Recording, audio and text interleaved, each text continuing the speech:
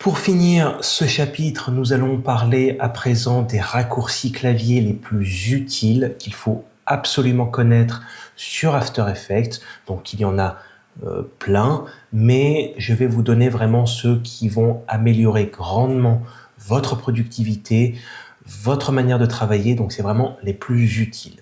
Ce qu'il faut savoir, c'est que je suis sur Mac, donc quand je dirai commande, vous passerez ça sur contrôle si vous êtes sur PC. C'est parti. On va commencer donc par le premier, commande N, qui va nous permettre de créer une nouvelle composition.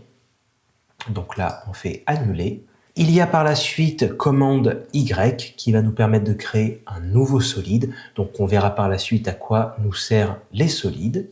On passe maintenant au raccourci le plus important qu'il y a sur After Effects ou même tous les logiciels. Donc c'est vraiment le raccourci qui sauve des vies, commande S, qui permet tout simplement de sauvegarder votre projet. Croyez-moi que quand vous travaillez pendant 1 heure sur votre projet et que vous avez bien avancé et que, comme par hasard, votre projet plante, ça permet de pas péter un câble. Donc, commande S, vous avez toujours la main dessus, au moins vous faites des sauvegardes régulières.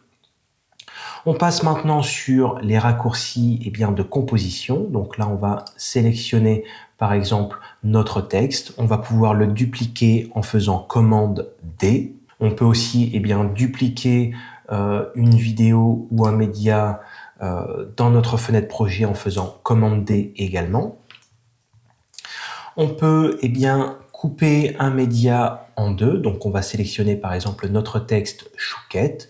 On va se positionner à l'endroit où on veut couper notre texte en deux et on va faire commande Shift D. Ça va permettre, comme vous le voyez, de scinder notre texte en deux. Ça marche également pour les vidéos, commande Shift D, ou pour les audios, commande Shift D, comme ceci.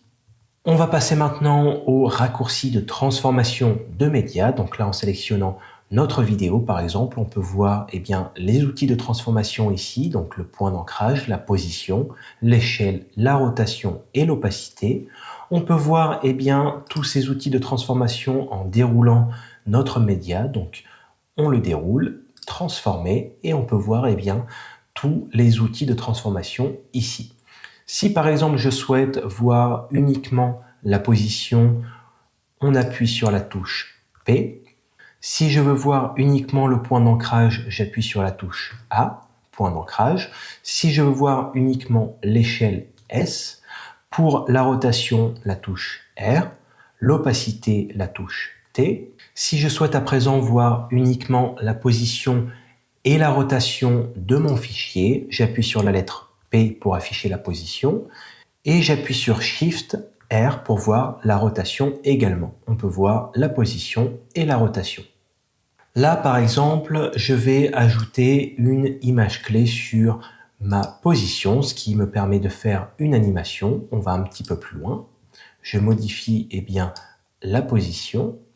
Je retourne au début et on va prendre par exemple l'opacité. On va faire également une image clé. On va aller un petit peu plus loin. On va modifier, on va rajouter une image clé. On retourne au début. On va se mettre à 30 par exemple.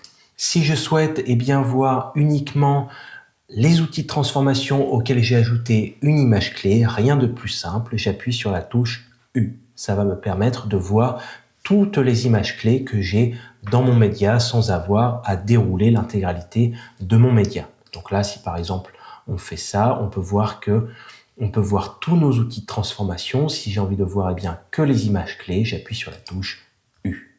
Tout simplement. Dernier petit raccourci qui peut être utile. Si par exemple je crée un masque, donc je choisis l'outil rectangle, ça peut être également l'outil ellipse. Je vais faire une ellipse dans ma vidéo. Dans les caractéristiques de mon masque, j'ai envie de rendre un petit peu flou mes contours. Je peux jouer sur le contour progressif de mon masque. Si j'ai envie de voir uniquement le contour progressif, j'appuie sur la touche F. Ça va me donner uniquement le contour progressif du masque. On va refaire cette petite technique pour voir uniquement les images clés qu'on a envie en mettant une image clé sur notre masque, comme ceci. Voilà, on va remettre ça à 0. Donc là, vous voyez, en déroulant un petit peu les paramètres de mon média, on peut voir qu'il y a beaucoup d'informations. J'ai envie de voir uniquement mes images clés. J'appuie sur la touche U et je vois uniquement mes images clés, tout simplement. Et on peut voir qu'il y a une jolie petite animation. Voilà. Donc voilà pour les raccourcis les plus utiles qu'il faut impérativement connaître. Il n'y en a pas beaucoup. Je vous conseille vraiment de les retenir. Ça va améliorer énormément votre manière de travailler. On peut passer maintenant au chapitre suivant.